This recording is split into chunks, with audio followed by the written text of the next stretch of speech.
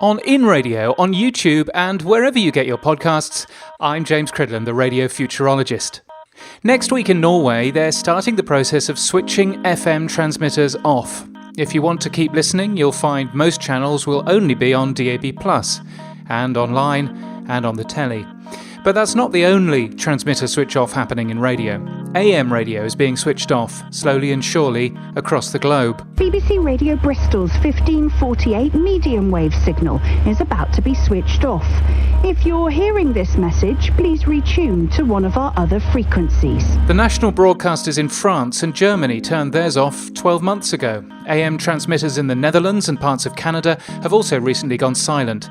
Even North Korea just turned off their AM broadcasts of Echo of Unification, their information station. So what's AM's future?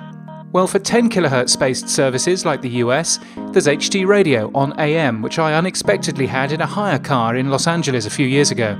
It sounds great, but go under a bridge and you'll get dumped back into analog for about 5 seconds or so, and unlike FM, it's really obvious.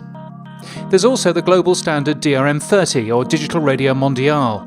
The first commercial broadcast of DRM-30 from the UK was in 2003, with both Asian Sound Radio and Virgin Radio, where I was working at the time, using it.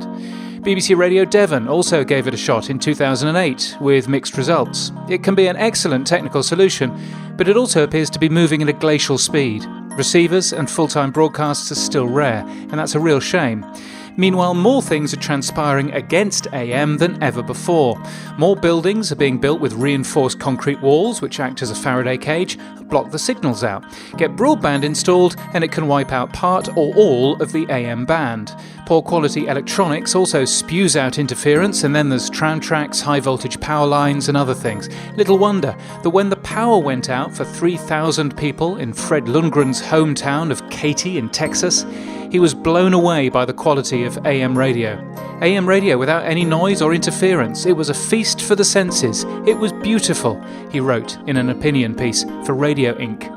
In many cities, AM is on borrowed time, and while you can still point to market leaders on AM in some countries, it's a sad fact that AM listeners are so old that they are literally dying.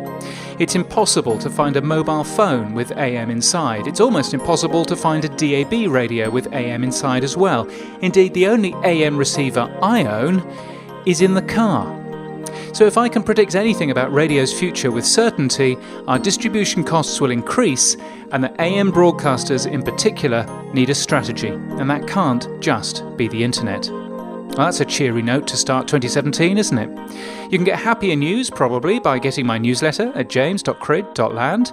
Music for this episode was by Lee Rosevere. And, until next time, keep listening.